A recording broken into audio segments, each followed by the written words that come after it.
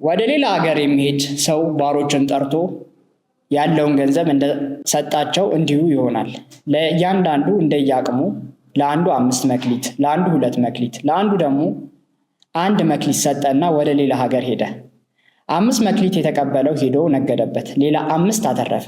እንዲሁ 2 መክሊት የተቀበለው ሌላ 2 መክሊት አተረፈ። 1 የተቀበለው ግን ሄዶ ምድርን ቆፈረና የጌታውን ገንዘብ ቀበረ። ከብዙ ዘመን በኋላ የእነዚህ ባሮች ጌታ መጣ እና ተቆጣጠራቸው። 5 መክሊት የተቀበለው ቀረበ፣ ሌላ 5 መክሊት አስረክቦ ጌታ ሆይ 5 መክሊት ሰጠኸኝ ነበር፣ እነሆ ሌላ 5 መክሊት አተረፍኩ አለው። ጌታውም መልካም አንተ በጎ ታማኝ ባሪያ፣ በጥቂቱ ሰምተሃል ታምነሃል፣ በብዙ ሾመሃለሁ፣ ወደ ጌታህ ደስታ ግባ አለው።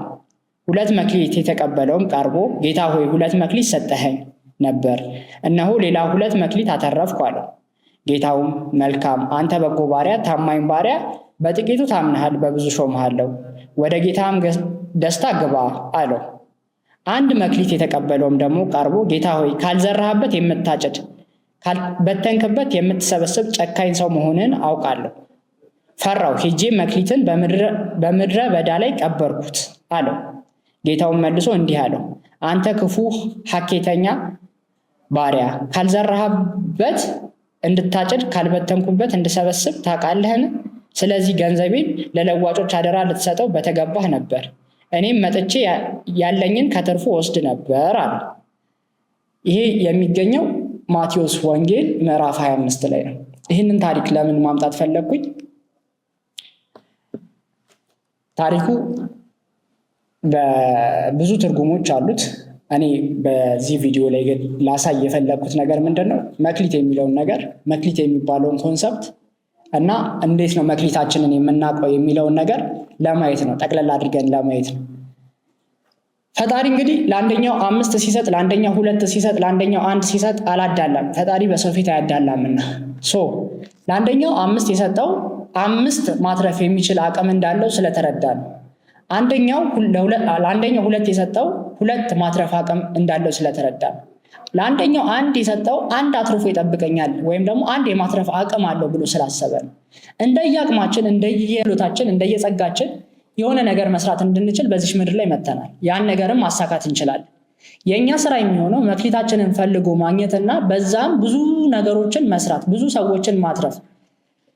አገልግሎት በአውደ ምህረት ላይ ቁሙ ብቻ አይደለም። አገልግሎት ስብከት ብቻ ወይም ደግሞ ሃይማኖት ተቋም ውስጥ ብቻ አይደለም። በምንሰራው ስራ ሁሉ ሁላችንም ምንድነን? አገልጋዮች ነን። ሁላችንም ከኛ የሚጠበቅ ነገር አለ። ያንን ነገር በተገቢ ሁኔታ ማድረግ ይጠበቅብናል። ማትረፍ ይጠበቅብናል። መትረፍ ይጠበቅብናል። ለሌሎችም መትረፍ ይጠበቅብናል። መክሊታችንን ለይተን ማወቅ ይጠበቅብናል። ስለዚህ አቅማችን እንደሚፈቅደው የተሰጠን ምን አለ? መክሊት አለ። ያ ደግሞ ጥያቄ አለው። የት አደረግከው? ምን ሰራህበት? ተብለን እንጠየቃለን። ጌታው ተመልሶ ሲመጣ ሊጠየቀው። ክርስትና ሃይማኖት ውስጥ ክርስቶስ ተመልሶ ይመጣል እና በእስልምና ሃይማኖት ውስጥም የፍርድ ቀን አለ። በፍርድ ቀን ሁሉም ሰው ይጠየቃል። ስንጠየቅ እንድንመልስ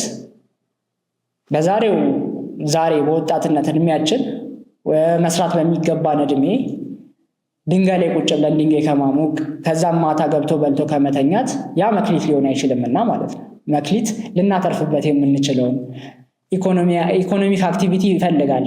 የሆነ እንቅስቃሴ ይፈልጋል። ለለዋጭ ብትሰጠው ከምትቀብረው ለለዋጭ ብትሰጠው ብሎታል ጌታው ለዛኛው ለሰነፉ ባሪያ። የሆነ እንቅስቃሴ ይፈልጋል። በእንቅስቃሴ ውስጥ ማለፍ ይጠበቅብናል ማለት ነው። ከእንደዚህ አይነት ኢንቫይሮንመንት መውጣት አለብን። ራሳችንን ፈልገን ማግኘት አለብን። መትረፍ አለብን። ማትረፍ አለብን። ዛሬም ቤተሰብ ላይ ነገም ቤተሰብ ላይ የቤተሰብ ኪራይ ሰብሳቢዎች አሉ። ወጣቱ ነው በጣም የሚያሳዝነው ነገር። ኪራይ ሰብሳቢ ወጣቶች አሉ።